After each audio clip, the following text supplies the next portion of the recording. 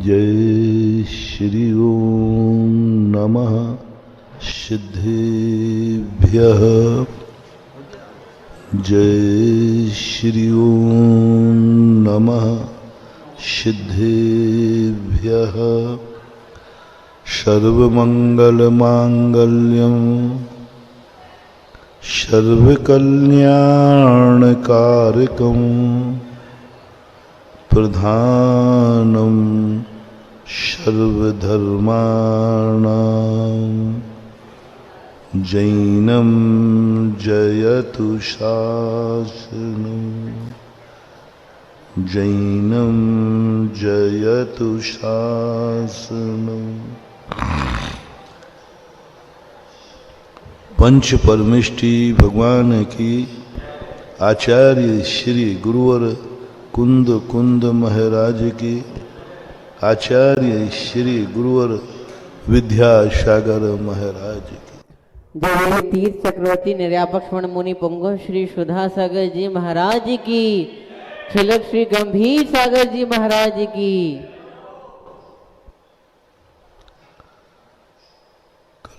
कल अपन ने समझा था कि व्यक्ति और प्रकृति जब भी व्यक्ति को कहीं भी जन्म देती है तो उसको जीवन चलाने के लिए मटेरियल भी देती है। जितना जीवन चलाने के लिए जितना जरूरी है पुण्य, उतना पुण्य व्यक्ति पूर्व भाव से लेके आता है। उसे कुछ भी नहीं कमाए तो भी दिन निकल जाएंगे। थोड़ी सी मेहनत कर लेगा तो जिंदगी की आवश्यकताएं पूरी हो जाएंगी। जैसे पशु लोग थोड़ी सी मेहनत कर लेते हैं, उनकी जिंदगी निकल जाती है। न वो व्यापार करते हैं, न वो पढ़ाई करते हैं, लेकिन फिर भी सारी दुनिया में पशु जिंदा है। कहीं ना कहीं से वो अपने जीवन की आवश्यक वस्तुओं की पूर्ति कर लेते हैं, जितना चाहिए है। जिंदगी जीने के लिए तुम्हें ज्यादा मेहनत नहीं करना, चल जाए। कल कहा था पेट दिया है तो प्रकृति ने रोटियों का इंतजाम भी किया है। अब रोटी चाहे मांग के खाना पड़े, चाहे बना के खाना पड़े, लेकिन रोटी मिल जाती है। उसके लिए कोई ज्यादा मेहनत नहीं करना। व्यक्ति की सबसे बड़ी पूंजी खर्च होती है जब वो कुछ एक्स्ट्रा चाहता है। जिंदगी चलाना ही नहीं है, जिंदगी का थोड़ा स्टैंडर्ड मेंटेन करना है। हम पेट ही नहीं भरना चाहते हैं। पेट भरने के लिए तो दुनिया में बहुत है, लेकिन मन करता है अच्छे भोजन से भरें, बस अब बिल बढ़ेगा। पेट भरने के लिए कोई बिल नहीं लगता, कुछ नहीं, हो जाएगा। कहीं से भी कोई ना कोई दे देगा, पेट भर जाएगा। लेकिन जैसे ही तुम्हारा भाव आया महाराज जी पेट नहीं भरना, थोड़ा छुपड़ी हुई रोटी हो तो, थोड़ा सब्जी हो तो, थोड़ा अच्छा भोजन हो तो, बस जैसे जैसे तुम अच्छा शब्द लगाते जाओगे तैसे ही तैसे तुम्हारा बिल बढ़ता जाएगा। जीना हो तो जियो, कोई कुछ करने की जरूरत नहीं है। प्रकृति ने तुम्हें आयु दी है, उतने तुम जिंदा रहोगे। लेकिन तुमने ये शब्द लगाया कि महाराज जी जिंदा ही नहीं रहना है, थोड़ी इज्जत की जिंदगी जीना है, थोड़ा अच्छी जिंदगी हो, बस जैसे ही तुमने ये शब्द लगाया बिल बढ़ गया। परिवार तुम्हें मिलेगा, कोई ज्यादा करने की जरूरत नहीं है। पशुओं के भी परिवार होते हैं, पशुओं के भी परिवार होता है, बाल बच्चे होते हैं। तुम्हारे यहां हो जाएंगे। बाल बच्चे पैदा करना कोई बड़ी चीज नहीं है। पशुओं के, पापियों के, सबके हो जाते। तुम्हारा मन है कि नहीं महाराज, अच्छे बच्चे हो, अच्छी संतान हो। बस जैसे तुमने अच्छा शब्द लगाया बिल बढ़ जाएगा। रहने के लिए कुछ ज्यादा व्यवस्थाएं नहीं करना। एक झोपड़ी में भी जिंदगी निकल जाती है। बरसात आए तो बरसाती टांग लेना, बरसात हट जाए बरसाती हटा देना। छाया धूप से ही तो बचना है। पशु भी दिन भर दाया धूप से, बरसात से, छाया में, वो भी बच जाते, तुम भी बच जाओगे। लेकिन तुमने जैसे ये भाव कहा, नहीं महाराज, रहने का स्थान, मकान थोड़ा अच्छा हो। अच्छा होती बिल बढ़ गया। अच्छा मकान हो, अच्छे कपड़े हो, अच्छा खाना हो, अच्छा परिवार हो, अच्छी समाज हो, अच्छा गांव हो। बस तुम विशेषण लगाओ, मात विशेषण मत लगाओ। मेरे पास मकान, रहने की व्यवस्था हो, खाने की व्यवस्था हो, पहनने की व्यवस्था हो, परिवार की व्यवस्था हो, कुछ नहीं करना। इतना पुण्य तुम लेकर के आए हो, अन्यथा तुम मनुष्यों में जन्म लेते ही नहीं। क्योंकि कोई भी माँ विदा करती है, कल बताया था ना, बेटी की विदा करती है तो कुछ ना कुछ उसको साथ देती है। कुछ देवे या नहीं देवे, 1.25 रुपया गांठ में बांधती है कि नहीं। और 1.25 रुपया से जिंदगी नहीं चलना।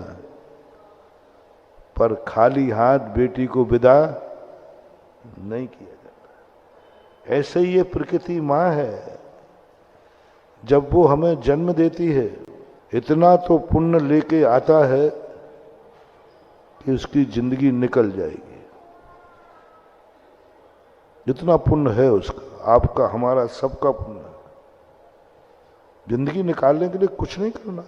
पागल लोग, शराबी लोग, ये भी जिंदगी निकालते, फुटपाथों पे पड़े रहते। वो भी सोते, फुटपाथ पे सोते। तुमसे ज्यादा अच्छा सोचे। तुम्हें तो थोड़ी सा डिस्टर्ब हो जाए तो नींद खुल जाए। और वो देखो फुटपाथ पे सोने वाले, इतना ट्रैफिक चलता है, इतनी गाड़ियां निकल रही हैं, सब निकल रहे हैं, लेकिन उनकी नींद पर वो सोते रहते, घर्राटे लेकर मस्ती से सोते। कितने लोग फुटपाथों पर सोते मिलते हैं सुबह सुबह जाकर, कोई डिस्टर्ब नहीं, तुमसे अच्छा सोते हैं। ये फुटपाथ है, जमीन है, दुनिया में कभी भी सो जाओगे। इसलिए अपन को ये चिंता नहीं करना है। इसलिए हमने 2 प्रकार का मोटिवेशन तुम्हें दिया। सुबह से शाम दिन निकालना ही है।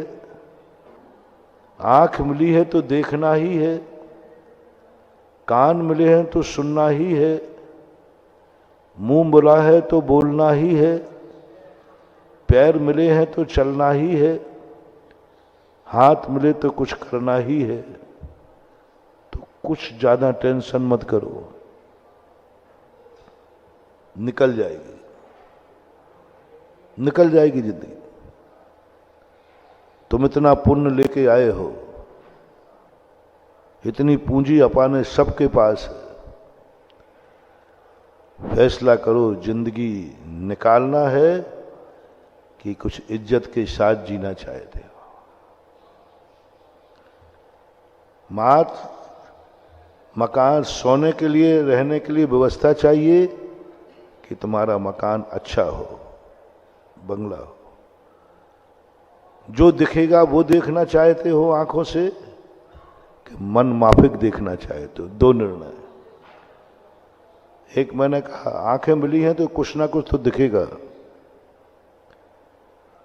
जो दिखेगा वो देखना चाहते हो या जो देखना चाहते हो वो दिखना चाहिए, दो में से एक फैसला करना है। महाराज मेरी कोई इच्छा नहीं है, जो आंखों से दिखेगा खुलेगी, जो देखेगा मैं देख लूंगा। ये तो मच्छर भी देख लेता है। अपन बहुत आगे हैं। अपन कहो महाराज जो दिख रहा है वो नहीं देखना है मुझे, जो मैं देखना चाहता हूं वो दिखना चाहिए। जो मैं देखना चाहता हूं, मैं चाहता हूं कि सवेरे फलाना व्यक्ति का हमें दर्शन होना चाहिए, वो मिलना चाहिए। आंखें जो देखेंगी वह आनंद का विषय नहीं है। जो हम देखना चाहते हैं वो आंखें देखेंगी तो आनंद की। ऐसे ही कानों में जो सुनाएंगे हम सब सुनेंगे। पशु भी सुनता है, उसके और तुमसे बड़े बड़े कान हैं, लेकिन आप मनुष्य, जो कान सुनेंगे वही नहीं सुनना है। हम जो सुनना चाहते हैं वह सुनने में आना चाहिए। जो खाने में आएगा वही हम नहीं खाएंगे, जो हम खाना चाहते हैं वह भोजन में मिलना चाहिए। हम जहां जाना चाहते हैं हम वहां जाएंगे, जहां कहीं नहीं। हम जो करना चाहते हैं वह करेंगे, हर कहीं नहीं। जो मिल जाए उसको अपना बना लेंगे, नहीं। जो मिल जाए अपना बना लेंगे, करना क्या है? नहीं, आप इंसान हो, उसमें भी महाजन हो। हर व्यक्ति से संबंध नहीं बनाए जाते। मैं जिससे चाहूं उससे संबंध बनना चाहिए। पशु देख लो, किसी से भी संबंध बना लेते हैं। जो मिल गया उसी से संबंध बना लो ना, संबंधी तो बनाना है। जो मिल जाए, उनका कोई व्यक्ति निश्चित नहीं होता पशुओं का। जो मिल जाए अपनी वासना की पूर्ति के लिए किसी को भी बना लेते हैं। उनको कोई, उनका कोई पति नहीं होता, उनकी कोई पत्नी नहीं होती। वासना तो होती है, वासना तो होती है। वासना की पूर्ति करते हैं। उनका इतना पुण्य कि मिल जाती है उनको वासना। लेकिन जिस किसी से जो मिल जाए उसी से, मनुष्य हो तो, हर किसी से नहीं। कितनी बड़ी व्यवस्था है। जो जितना जितना महाजन होता जाता है वो हर किसी को अपना नहीं बनाता, हर किसी को नहीं बनाता। जिसको बनाना है उसे ही बनाता है। कुंडली मिलाता है, साकें मिलाता है, स्वयं देखता है, माँ बाप देखते हैं, परिवार देखते हैं, रिश्तेदार देखते हैं। और कई बार तो गजब हो जाता है। शादी के पहले आप बच्चे बुलाते, महाराज जी आप देख लो ना, थोड़ा सा कर लो ये संबंध, आशीर्वाद दे दो। ओ मन के भैया तुम दोनों को करना है, मियाँ बीबी राजी, तो मुझे क्यों बीच में ला रहे हो? ओह नहीं महाराज जी, आप, हम लोग निर्णय नहीं कर पा रहे। हम नया रिश्तेदार बना रहे हैं, नया संबंधी बना रहे हैं। घर में एक नए व्यक्ति को प्रवेश दे रहे हैं जो जिंदगी में मेरे घर का एक अंग होगा। कितनी सोच, कितना। पशु इतना नहीं सोचते, पापी लोग इतना नहीं सोचते, नीच कुल वाले इतना नहीं सोचते। सबसे ज्यादा कौन सोचता है? दुनिया में शादी ब्याह के संबंध में सबसे ज्यादा किस जाति में सोचा जाता है? बताओ भाई, दादाजी बताओ, आप बताओ। सबसे ज्यादा मैं तो पूरे भारत में देखता हूं, इतना विचार नहीं करते। अन्य जातियों में ये विचार नहीं, तुमने इसमें शादी कर ली, तुमने इसमें कर ली, वो कहते हैं कर ली, किसी में कर ली, शादी कर ली ना, बस शादी तक उनको निर्णय है। किसने किसमें शादी की है ये अन्य जातियों में उनके माता पिता इतना टेंशन में नहीं आते। जितनी ऊंची जाति होगी जैन जाति, कई आज के युवा बच्चे हमसे आके कहते हैं महाराज जी क्या ये जात पात क्या है, विवाह करना है किसी से कर लो, एक जीवन साथी चाहिए किसी को ले लो। मैंने कही रे भाई तू पशु नहीं है, मैं जानता हूं तू अकेला नहीं रह पाएगा, लेकिन ये भी चाहता हूं कि पशुओं के समान संबंध मत बनाओ, नीच कुलों के संबंध मत बनाओ। वहां कहते महाराज देखो और दुनिया की जातियों में महाराज ये प्रपंच नहीं है, आपकी जैन जाति में आप लोगों से बहुत परेशान है। दुनिया की जातियां हैं देखो, सब हर जाति में संबंध करते, वे लोग स्वीकार कर लेते, उनके माँ बाप को दुख नहीं होता, उनको धर्म से वंचित नहीं करते। मैंने कहा यदि यही तो विशेषता है, जैन जाति उच्च क्यों है, जैन जाति को महान महाजन क्यों कहते हैं, जैन जाति का लोग सम्मान क्यों करते हैं, जैन जाति की इतनी इज्जत क्यों थी कि कोर्ट में केस चले तो जैन के लिए कोई गवाह नहीं जाती थी, उसी से पूछ लो वो झूठ नहीं बोलेगा चाहे जेल चला जाएगा। ये क्यों थी? इसका एक ही कारण है कि संबंध बनाते समय जैनी सबसे ज्यादा सोचता है, क्योंकि ये 16 का है। संसार में सबसे ज्यादा 16 की कोई जाति है तो जैन जाति। अब बोलो दो व्यक्ति कपड़े पहने हैं, एक 17 के कपड़े पहने हैं अशुद्ध और एक 16 के कपड़े पहने हैं, और वो दुनिया की भीड़ में जा रहा है, सावधान कौन रहेगा? 17 वाला कि 16 वाला? 16 वाला रहेगा, वो भगता पड़ेगा अरे कोई मुझे छू नहीं ले, कोई मुझे छू नहीं ले। इसलिए जैन जाति 16 की जाति है जो हर किसी को नई संबंध बनाती, कुंडली मिलाएगी, पहले कुल मिलाएगी, जाति देखेगी, आचार देखेंगे, बल्दियत देखेंगे। 8 साकें मिलती थी पहले जैनियों में, 8 साकें मिलती थी, 4 इस पक्ष की, स्वयं लड़के की, इसका पिता कैसा था, इसका दादा कैसा था और दादा का पिता कैसा था। यानी बेटा स्वयं इसके पिताजी का क्या नेचर है, कैसे संबंध थे, पिताजी का ससुराल कहाँ थी, फिर पिताजी के पिताजी की, फिर पिताजी 4। इतने में ही संतोष नहीं, 4 माँ के पक्ष के, इसकी माँ कहाँ से है, वो कुल कैसा है, और जिस माँ से ये उत्पन्न हुई है यानी वो सासू या नानी कहो, वो कैसी है, वो किस कुल से आई थी, वो किल कुल से आई थी। यानी 4 महिलाओं के मातृ पक्ष की शुद्धि 4 पीढ़ी पीढ़ी, यानी एक पीढ़ी के संबंध बनाने के लिए 4 पीढ़ियों की, ये वो कहाँ से आई थी, फिर उसकी माँ कहाँ से आई थी, उसकी माँ कहाँ से आई थी, ये 4 माताओं को वंश मिलाया जाता था, और इधर 4 पिताओं को वंश मिलाया जाता था। तब ये मिल जाने के बाद फिर और भी देखे जाएंगे, कुंडली के और गुण देखे जाएंगे, समाज में इज्जत देखी जाएगी। हम जहाँ संबंध बना रहे हैं क्या वह परिवार इज्जत वाला है, तब कहीं जाकर के जैनी अपनी जिंदगी कुछ अच्छी जीता है। संबंध हो लेकिन अच्छों से हो, क्योंकि हम इज्जत वाले हैं, शोला वाले हैं। अब आप लोग बोलो, मैंने कल प्रवचन दिया था, आज थोड़ा सा दे दिया, जिंदगी चलाना चाहते हो या कि अच्छी चलाना चाहते हो? जल्दी बोल दो।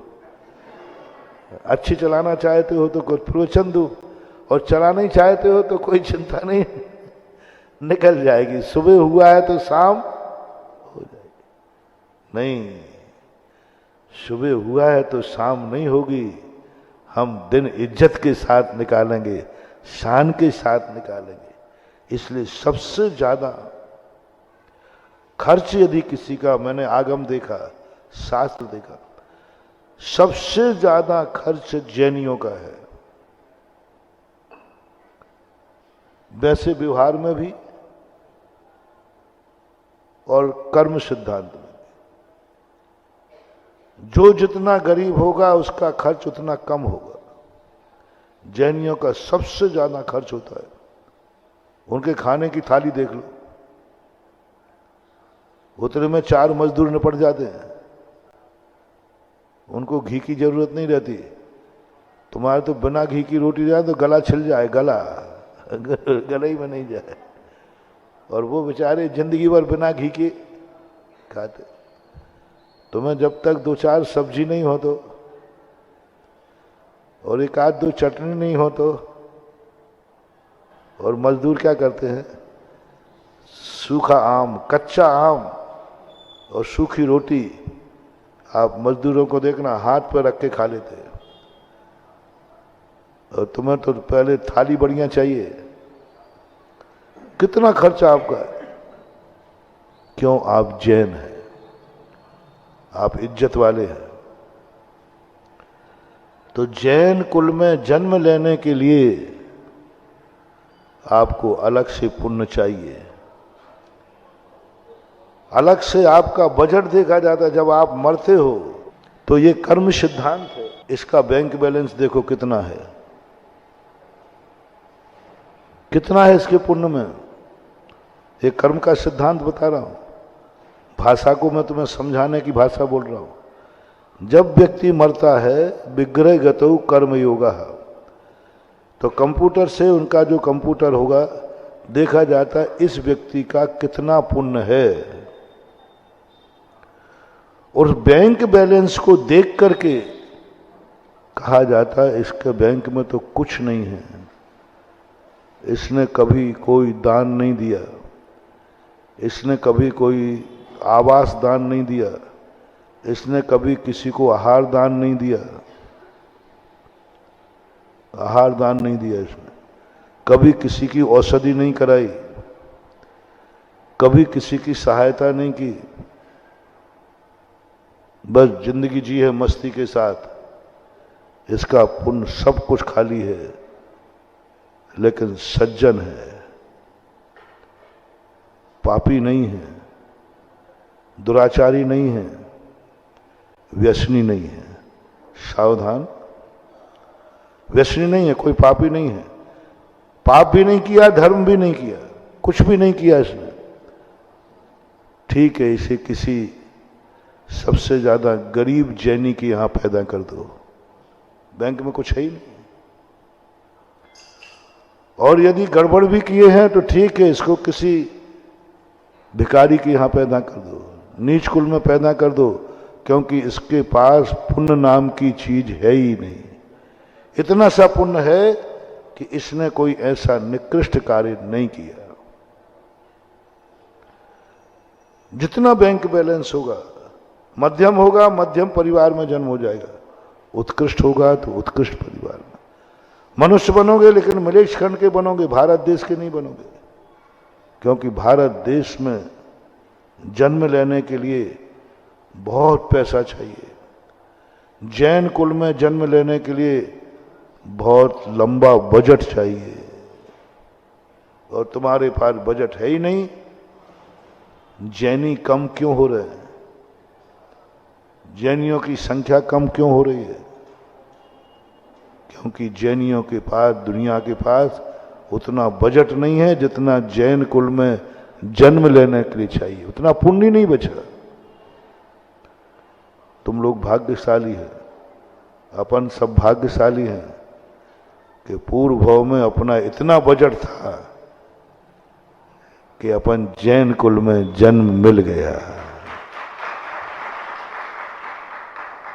जैन कुल में जन्म मिल गया, आर्य खंड में जन्म मिल गया। और पुण्य तुम्हारा था कि पृथ्वीपुर में जन्म मिला, जहां मंदिर हुआ, उससे बड़ा पुण्य था पंचकल्याणक मिला। सब ये पुण्य की माया, बजट की माया है। अब मात्र यदि, और क्यों इतना बजट चाहिए? क्योंकि जैनी का खर्चा बहुत ज्यादा है। वो अच्छा देखता है, अच्छा सुनता है, अच्छा बोलता है, अच्छा खाता है, अच्छा रहता है और अच्छे लोगों से संबंध बनाता है, बजट बढ़ जाता है। जितनी कुंडलियां तुम देखोगे उतने ही तुम्हारा बिल पास होगा, उतना ही तुम्हारा खर्चा है। संबंध बनाते समय तुमने जितना सोचा परिवार के लोगों ने, उतना ही आपका पुण्य क्षय होता जाएगा, खर्च होगा। आप 10 चीजों में, आप व्यापार करते हैं, सब्जी लेने जाते हैं या माल लेने जाते हैं, छांट के माल लोगे तो बराबर मिलेगा कि बिना छटा लोगे? बिना छटा लोगे तो सस्ता मिलता है। भाई छांटना मत, आप तो एक साथ ले लो। तुम कहो कि नहीं साहब छांट के लूंगा तो सब्जी वाला क्या करेगा? छांट के लूंगा मैं। जैनी कहता है मुझे छांट के चाहिए। मैं हर किसी को अपने बच्चे से शादी नहीं करूंगा, छांटूंगा। 1, 2, 100, 50, जितना बार तुम विचार करोगे। ये पसंद नहीं है, बिल कट गया, पुण्य क्षय हो गया। रेट बढ़ रहे हैं, पुण्य का खर्चा बढ़ रहा है। 100 देखे तो 100 बचा, उसके बाद तुमने देखा नहीं मम्मी पापा और देखेंगे, बिल बढ़ गया। इतनी बड़ी मूल्यवान वस्तु हो, इतनी मूल्यवान वस्तु हो, साधारण पापियों ने ये नहीं देखा जो कहते हैं कि मुझे पसंद आ गया मैंने शादी कर ली। नहीं वो कितनी अच्छी वस्तु होगी जो तुम्हें ही पसंद नहीं, मम्मी पापा को पसंद आना चाहिए। जिस वस्तु को, दोनों तरफ बोल रहा हूं, बच्चे बच्चियां सुनना, यदि तुमने बिना सोचे समझे संबंध बनाए हैं तो तुम तो पशु हो। लेकिन किसी व्यक्ति ने यदि तुम्हें पसंद करके बनाया है तो तुम थोड़े अच्छे हो। सबसे बड़ी बच्ची पुण्यवान कौन है? सबसे बड़ा बच्चा पुण्यवान कौन है? लो एक सांसारिक दृष्टि को भी बताता जाऊं तुम्हें, परमार्थ की दृष्टि से। अभी मैं परमार्थ में घटाऊंगा।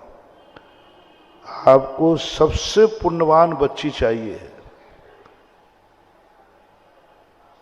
तो जिस बच्ची को बच्चा ही नहीं मम्मी पापा पसंद कर लें, समझ लेना वो पुण्यवान बच्ची है, पुण्यवान बच्चा है। जिसके लिए पूरा परिवार पसंद कर ले वो और पुण्यवान है। जिसको सारे रिश्तेदार पसंद कर लें वो और पुण्यवान है।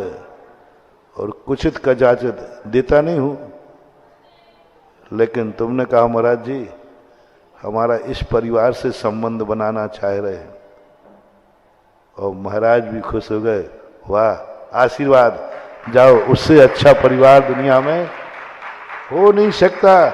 जिस परिवार के संबंध बनाने में महाराज भी खुश हैं, यानी महाराज को भी पसंद है, तुम महाराज के भक्त हो ना, तो तुमने पूछ लिया महाराज जी आशीर्वाद दे दो ना, हम इन परिवार से नया संबंध बन रहा है। और महाराज ने मुस्कुरा के बोले अच्छा, बहुत अच्छा। इसका अर्थ है उस परिवार को महाराज भी जान, और जिस परिवार की इज्जत महाराज की दृष्टि में हो, उससे बड़ा दुनिया में इज्जतवान कौन होगा? महाराज की दृष्टि में इज्जत है जिससे तुम संबंध बना रहे हो। महाराज उसे पसंद करते हैं जिससे तुम रिश्तेदारी बना रहे हो। तो जो वस्तु जितने ज्यादा लोगों को पसंद आती है, वह वस्तु उतने ही मूल्यवान, इज्जतवान, पुण्यवान होती है। हर क्षेत्र में लगा लेना। अब आप देख लें, आप लोगों ने अरेंज शादी की है या लव शादी की है? अरेंज शादी का महत्व लोग पूछते हैं, महाराज अरेंज शादी और लव में दोनों में अंतर क्या है? शादी तो दोनों में होती है ना, होती तो है। अरेंज शादी मूल्यवान होती है, जो दो व्यक्ति पसंद नहीं करते हैं, पूरा परिवार पसंद करता है। उसका पुण्य तो देखो, परिवार ने पसंद कर लिया, माँ बाप ने पसंद कर लिया, कितना पुण्य लेके आई है वो बच्ची, कितना पुण्य लेके आया है वो बच्चा, कितना पुण्य लेके आया। पूरा परिवार कह रहा है हाँ ठीक है, पूरा नगर कह रहा है ठीक है, गुरु महाराज ने कह दिया ठीक है, महान महान पुण्यमान हुआ। अरेंज शादी ऐसे ही नहीं होती है। अरेंज शादी का इज्जत ऐसे ही नहीं होती है, ऐसे ही नहीं होती। नहीं को इसका जब मैंने शोध किया कि लव मैरिज में और अरेंज शादी में क्यों इतना अंतर है, कोई भी माँ बाप अपने बेटे की लव मैरिज पसंद नहीं करते हैं, और खास तौर से जैनी। आप लोग बैठे, माताएं बैठे, बहने, आप अपने बेटे बिटिया की लव शादी पसंद करेंगे, लव मैरिज या अरेंज मैरिज? आप लोग बताओ, बेटों से नहीं पूछ रहा हूं, छोकरे तो छोकरे ही होते हैं। अरेंज मैरिज कितने परसेंट मान लो माता पिता को? 100%। 100% माता पिता एक ही कहते हैं कि मेरे बेटे बिटिया की शादी हो तो अरेंज मैरिज हो, जो परिवार को पसंद हो। जिस बच्ची में ये भाव आ जाए कि मैं उसी को अपनी साथन बनाऊंगा जो सारा परिवार पसंद करेगा, जाओ वो बेटा तुम्हारे जन्म जन्म का कुल दीपक है, वो तुम्हारे कुल को कभी कलंकित नहीं करेगा, इज्जत बढ़ाएगा। साथी स्वयं को बनाना है, और पसंद किससे करा रहा है? परिवार से। उस बच्ची का महान पुण्य है, शादी उसको करना है, वो कहती है नहीं, अच्छी बच्ची की बात कर रहा हूं। अच्छी बच्ची से कोई लव करता है तो कहता नहीं, मैं लव नहीं करूंगी, मैं उस घर की बहू बनना चाहता हूं जिस घर के सारे लोग मुझे पसंद करें। तुम्हारे पसंद करने से क्या होता है? अच्छी जो बच्चियां होती ना, लड़के का वो कहते नहीं, तुम्हारे पसंद करने से क्या होता है? तुम्हारी पसंद की कोई शरीर अच्छी हो कोई पता नहीं, हो सकता है तुम तो लुच्चे लफंगे हो, शरीर का रंग देख कर रहे हो, पैसा देख के कर रहे हो, नहीं। मुझसे यदि शादी करना हो तो तुम्हारा सारा परिवार यदि मुझे पसंद करे तो फिर मैं तैयार हूं। मैंने जब ऐसी बच्चियां होती, बहुत सारी बच्चियां, आज भी अपने जैनियों में 90% बच्चियां ऐसी हैं, 95 कह दूं तो कोई बात नहीं है। इसलिए हमें जैन समाज के बच्चे और बच्चियों पर गर्व है, और जब तक ये जैन जाति पवित्र रहेगी, जब तक बच्चे बच्चियां अरेंज मैरिज के लिए अपना मन बना के रहेगी। मैं उस घर में जाऊंगी, तुम पसंद करोगे, मम्मी पापा मुझे थुतकारेंगे, मम्मी पापा की पसंद पूछो, और मम्मी पापा स्वीकार कर लेंगे, समाज थुतकारेगी। कल के दिन मैं घर में जाऊंगी, महाराज के पास गई, महाराज आहार नहीं लेंगे तुम्हारे गुरु, पहले पूछ लो गुरु से, मेरे कुल, मेरी जाति, मेरे आचार, मेरे विचार आपके गुरु को पसंद है कि नहीं। कल के दिन में पहुंचने के बाद सारे घर में गुरु का आना बंद हो जाए, गुरु आहार लेना बंद कर दें, मंदिर में अभिषेक करने के लिए बंद हो जाए, पंचकर्णाक हो तो हम इंद्राणी नहीं बन सकें, भगवान की मूर्ति नहीं बैठा सकें, मैं इतना बहिष्कार सहन नहीं कर सकूंगी। मैं इतना अपमान सहन नहीं कर सकूंगी। मुझे मां तुमसे ही मतलब नहीं है। जिस घर में जाऊं उस घर की इज्जत बढ़ना चाहिए और मेरी भी इज्जत बढ़ना चाहिए।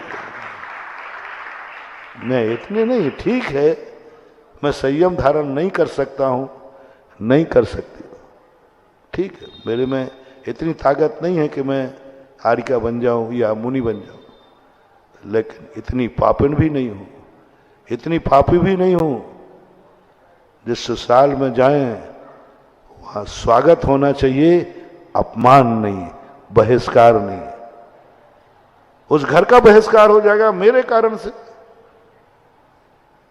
मैं उस घर में जाऊंगी तो उस घर को समाज से बहिष्कार हो जाएगा, समाज निंदा करेगी। इज्जत वाला परिवार है, महाराज आहार नहीं लेंगे, चौके में आना साधु बंद हो जाएगा, नहीं, मैं नहीं कर सकता।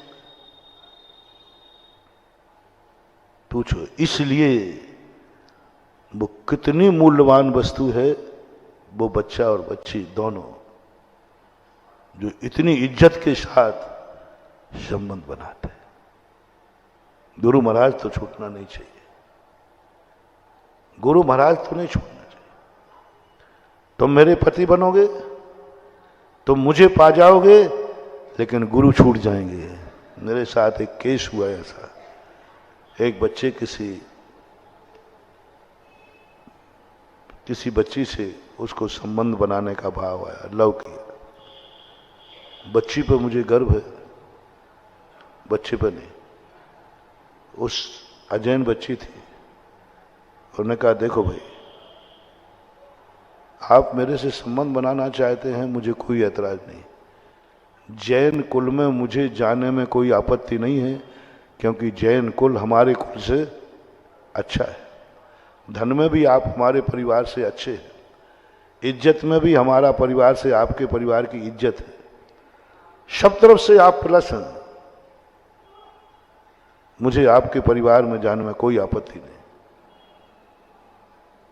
बस एक बार एक कहलवा दो, क्या तुम्हारा ये मेरा ये संबंध, मेरा ये आना माँ बाप को शगुन देगा?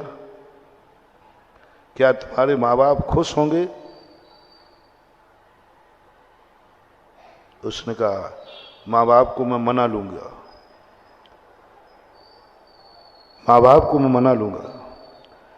फिर क्या तुम्हारी समाज हमें इज्जत देगी? क्या समाज तुम्हारी मान जाएगी? मेरे कारण से तुम्हारा अपमान तो नहीं होगा? उसने कहा थोड़ा टाइम लगेगा, लेकिन समाज को भी मना लूंगा। तीसरा प्रश्न बड़ा गजब का था, क्या आपके कोई गुरु हैं? क्या आपके कोई भगवान हैं? मेरे से विवाह करने के बाद कहीं आपके गुरु तो नहीं छूट जाएंगे? क्या आपके गुरु आहार ले लेंगे? क्या आपको भगवान के अभिषेक करने का मौका मिलेगा? क्या जब कोई धार्मिक कार्यक्रम होंगे तो बराबर से आप और हम इंद्र बन सकते हैं? लड़के ने कहा ये मुश्किल है, फिर भी मैं प्रयास करता हूं। उसने प्रयास किया, माँ बाप को मना लिया। जातियों में तो आज कुछ दम रही नहीं, कोई दम नहीं रही। मेरे पास आया, महाराज जी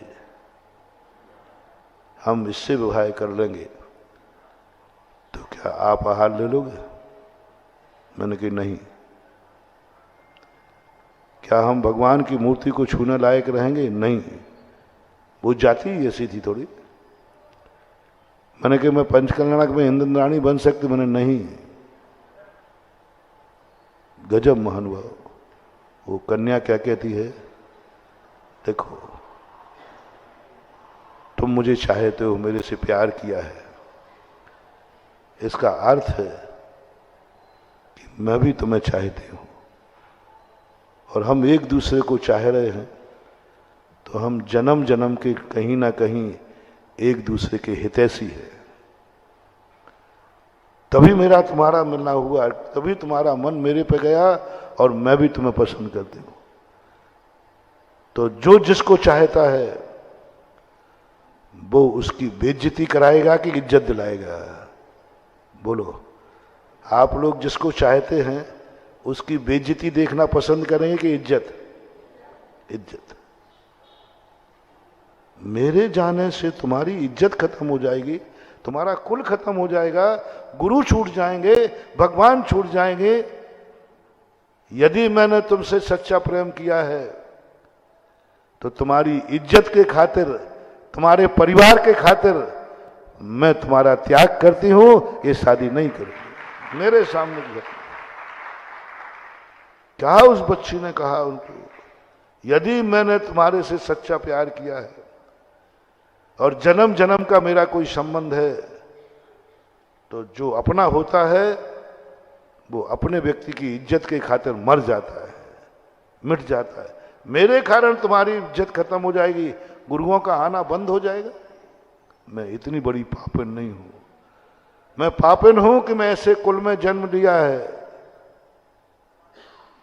मैं पापिन हूं कि मैंने इतने कुल में जन्म लिया है, लेकिन इतनी पापिन नहीं हूं कि जिस कुल में जाऊं उस कुल में ही गुरु छूट जाए, धर्म छूट जाए।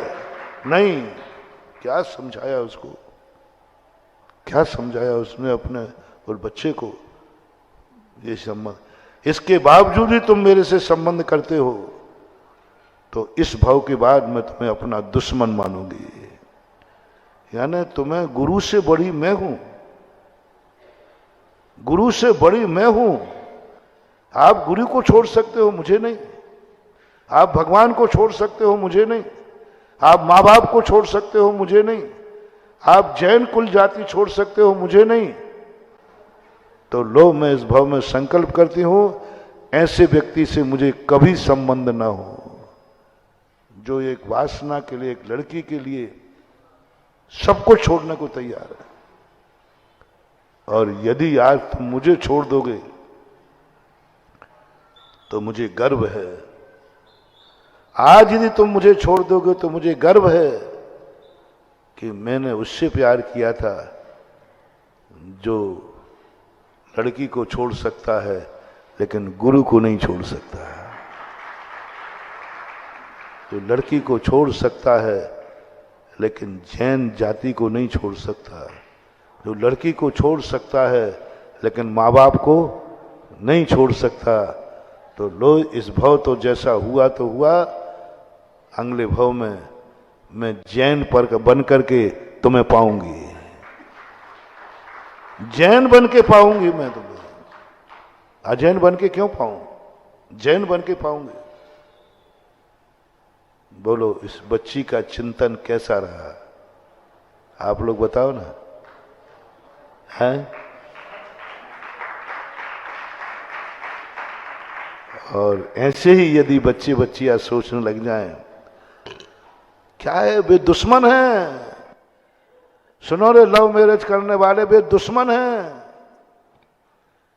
जो तुमसे संबंध बनाते समय गुरु छूट जाए, धर्म छूट जाए, माँ बाप छूट जाए, परिवार छूट जाए, जाति छूट जाए, इज्जत खत्म हो जाए, वो तुम्हारी जिंदगी में जन्म जन्म की मीत नहीं आई है।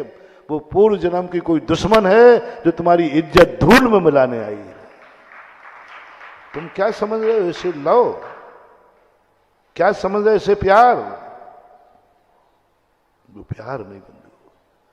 प्यार की आड़ में तुम्हारी जिंदगी बर्बाद कर रही है। गुरु से दूर कर दिया, धर्म से दूर कर दिया, परिवार से दूर कर दिया, माँ बाप की आंखों में आंसू ला दिया। माँ बाप रो पड़े, मैंने कहाँ का बेटा पैदा किया। बोलो, बेटा बिटिया की शादी होती है तो खुशी होती है कि रोना होता है? खुशी होती है। और आज क्या हो रहा है, मैंने कौन से पाप किए, बेटा की शादी देखो वो किससे करने जा रहा है। बे बद्दुआएं, बे आंसू कभी सहन नहीं करना महानुभाव। इसलिए मैं खास तौर से जैनियों से कहता हूं, लव मैरिज से आई हुई कन्या तुम्हारी कुल को, तुम्हारी जाति को, तुम्हारी खुद की जन्म जन्म की बैरन है जो तुम्हारा सब कुछ नाश करके तुम्हें बर्बाद कर देगी। दुश्मन बन के ही बैर नहीं भजाया जाता है। मैंने अभी चतुर्मास में प्रवचन दिया था ललित में, देश से ही दुश्मनी नहीं होती है, राख से भी दुश्मनी भंजाई जाती है। अपना बना के मारो। दुश्मन तो बेइज्जती करते ही है, दुश्मन तो बेइज्जती करता है द्वेष करके, कि इसकी बेइज्जती हो जाए, इसका घर टूट जाए, इसके घर में कलह हो जाए, महाराज का भी आशीर्वाद मिलना बंद हो जाए, दुश्मन करता है। ये सबको मालूम है। लेकिन इस दुनिया की बहुत बड़ी चाणक्य नीति है, अपना बन के तुम्हें मिटाता है। आस्तीन का सांप। ये दुनिया में तुम लोग सब दुश्मनों से बच रहे हो, दुश्मनों से आप लोग बचते हो। ये दुश्मन है, ये मुझे बेइज्जती करने का प्रयास करेगा, सावधान। सब बचते, मामी के सांप से सब बच जाते। लेकिन ये दुनिया की चाणक्य नीति, शकुनी मामा को पकड़ना बहुत कठिन है। शकुनी मामा, अपन क्या समझ रहे हैं, शकुनी कुरुवंश का साला था? नहीं, चाणक्य नीति थी। परम दुश्मन था, परम दुश्मन। जब शकुनी राजगद्दी पर बैठा तो उसने एक ही बात पूछी अपने आमात्यों से कि हमारे गंधार का सबसे बड़ा बैरी कौन है? तो उन्होंने कहा कुरुवंश, हस्तिनापुर। अब हस्तिनापुर का नाम सुनते ही शकुनी तो कहता है मैं तो बदला ले ही नहीं सकता, हस्तिनापुर तो बहुत बलशाली है, मैं उसको बर्बाद नहीं कर सकता, मैं कुछ भी नहीं कर पाऊंगा, क्योंकि हस्तिनापुर बहुत बड़ी गद्दी है। लेकिन जो कूटनीतिक होता है वो कहता है बर्बाद तो करके रहूंगा, लेकिन कैसे करूं? युद्ध का डंका बजाता हूं, मर जाऊंगा। शकुनी मामा इसलिए प्रसिद्ध है, शकुनी मामा की नीति बहुत जगत में प्रसिद्ध है महानुभाव। उसने कहा ठीक, एक उपाय है, धसराज की शादी नहीं हो रही है। बहुत प्यारी थी उसको बहन, गंधार को बहुत प्यारी थी बहन गंधारी। उसने वैष्णव दर्शन के अनुसार भी गंधारी का विवाह धसराज से कर दिया। देखना देखना, सबसे प्यारा तुम्हें साले साहब होते, भाई से भी ज्यादा साला बन गया। साले बनने के बाद भी उसने कहा अभी मजा नहीं आएगा, अभी वंश नहीं बना, मेरा अंश नहीं पहुंचा, बेटे को पैदा हो जाने दो। भांजा हो गया। अब भांजे में तो गंधारी का भी अंश है और धसराज के भी अंश है।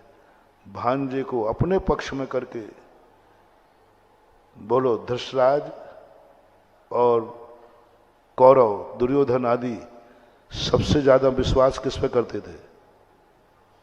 शकुनी पर। दुर्योधन सबसे बड़ा हितैषी किसको मानता था? और वो सबसे बड़ा दुश्मन था। उसने कहा अब आएगा मजा, अपना बन करके मिटाओ इसको, बर्बाद कर दो। और अपना बन करके जब उसने सारे 100 पुत्र मारे गए, जब अंत में गंधार बनता है तो वह जय गंधार कह के कहता है, हे मेरे पूर्वज, तुमने 7 पीढ़ियों में हस्तिनापुर से बदला नहीं ले पाए और हस्तिनापुर का नाश नहीं कर पाए, मैंने आज हस्तिनापुर का नाश कर दिया, कोई पानी देने वाला भी नहीं बचा। हाँ, मैं भूल गया था, तुम जैनी है तो क्या चाहिए? हमारा थोड़ा मकान थोड़ा स्टैंडर्ड का तो हो, ठीक है, आमदनी बढ़ा दे, मंदिर बना दे, बंगला बन जाएगा। मंदिर की आमदनी, बंगले का खर्च। क्यों बनवाते हैं तुमसे मंदिर? मैंने पहले ही कह दिया, भगवान को मंदिर की कोई जरूरत क्यों बनवाते तुमसे? क्योंकि तुम्हें मकान अच्छा चाहिए है, तो मकान में जो खर्च होना है उसकी आमदनी तो मंदिर से होगी। तुम घर में शादी विवाह करते हो तो यूं पीले हाथ करके विदा करना चाहते हो, थोड़ा महाराज इज्जत से बोलो ना, अरे महाराज जी शादी विवाह हो, थोड़ा इज्जत से हो, इतनी ताकत हो कि हम 4 लोगों को बुला सकें, उनको भेंट दे सकें, ऐसी करना है। ठीक है, खर्चा बढ़ा दिया ना तुमने। अरे भाई चुपचाप दोनों की शादी करना थी, जाकर के आर्य मंदिर में 5 रुपए में शादी कराओ, 500 रुपये और क्या है दोनों। अरे नहीं महाराज, ये जैनी कोई एरा खेरा की शादी थोड़ी है, जैनी की शादी है, बेटा बिटिया की शादी है, इज्जत से कराऊंगा।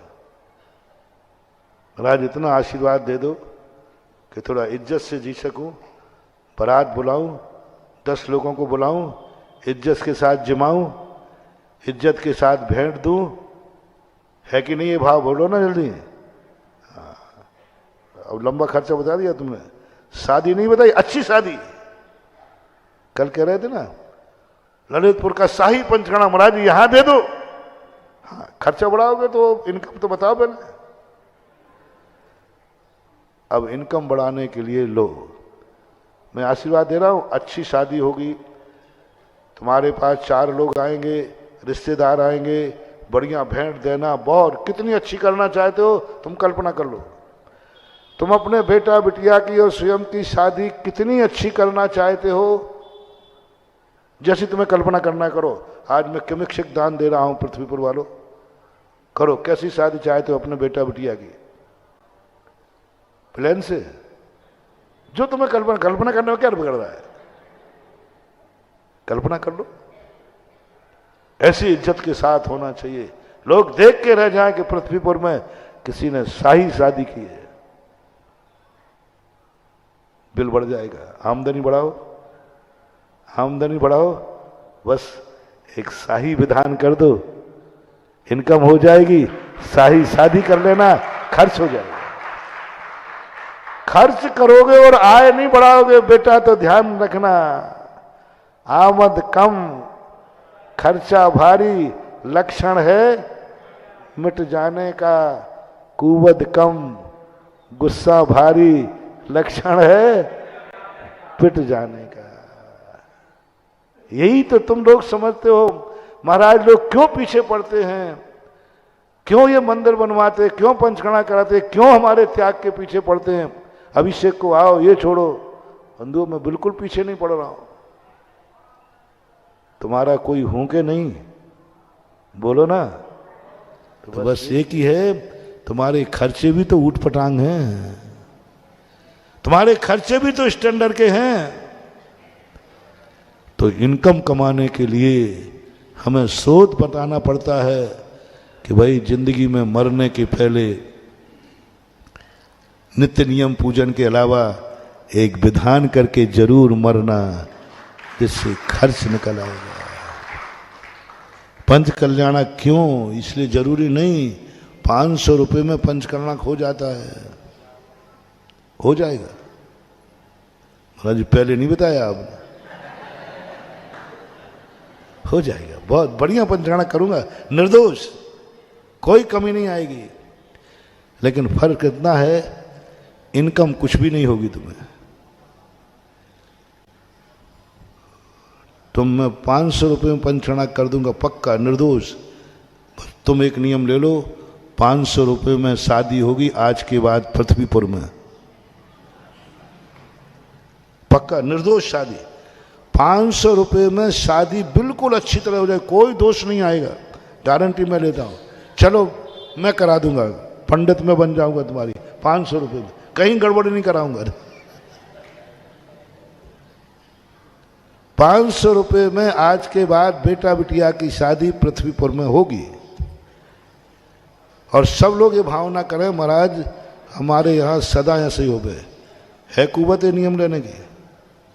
हाँ नहीं महाराज ऐसे थोड़ी गए बीते, स्टैंडर्ड से करूंगा। शान स्वागत के 500 क्या 5 लाख 50 लाख लगे तो बोलो, एक आशीर्वाद ये दे रहा हूं कि 500 रुपये में यहाँ की पूरी समाज अभी दिया नहीं, पूछ रहा हूं। इतनी असमर्थ हो जाए कि बेटा बिटिया की शादी में 500 से ज्यादा खर्च कर ही नहीं पाएगी, 500 से ज्यादा खर्च करने लायक ही नहीं तुम रहोगे। शादी के लिए अभिशाप नहीं दिया मैंने, 500 रुपए से ज्यादा शादी की करने लायक तुम नहीं रहोगे। एक आशीर्वाद ये है, वो शादी होगी पक्का है। कौन ले रहा है? महाराज जी आप तो गड़बड़ कर रहे हो। तो बोलो क्या चाहते हो? अब तुम बोलो, ये तो मैंने बता दिया, अब तुम बोलो क्या चाहते हो? तुम अपनी तरफ से बोलो कितने की शादी अच्छे से अच्छी, कमजोर नहीं, अंदर से बोलो कितनी अच्छी शादी करना चाहते हो तुम अपने घर में बेटा बिटिया की, कितनी अच्छी मांग लो। आज क्या मांगना है? कितनी अच्छी? 5 करोड़। चलो कम मांगा है, नहीं तो ये कहते नहीं महाराज बारात प्लेन से आवे और हर बाराती को एक एक प्लेन भेंट में दूं। मांग लो, क्या बात है, मांग लो। बोलो, झूठ मत बोलना। यदि ये समर्थ आ जाए तो आपको ऐतराज? आपको इतनी समर्थ आ जाए कि आप अपने बारातियों को एक एक प्लेन भेंट में दो, यहां से चाहे तो सोने चांदी के आभूषण दो उसको। यदि ये समर्थ आ जाए तो क्या आप ये आशीर्वाद लेना चाहेंगे या नहीं? नहीं बोल, नहीं नहीं महाराज इतना नहीं चाहिए, आप इतना दान थोड़ा कम कर दो। कोई नहीं कहेगा, कौन नहीं चाहेगा? बस जो तुम्हारी चाहत है उस चाहत को ध्यान में रख करके ही हम लोग ये कहते हैं बस बस भगवान का एक पंचकल्याणा कैसा कर दो जो सारे जगत में कहे ऐसा पंचकल्याण तो आज तक हुआ ही नहीं, आज तक हुआ ही नहीं। महावीर भगवान की जय।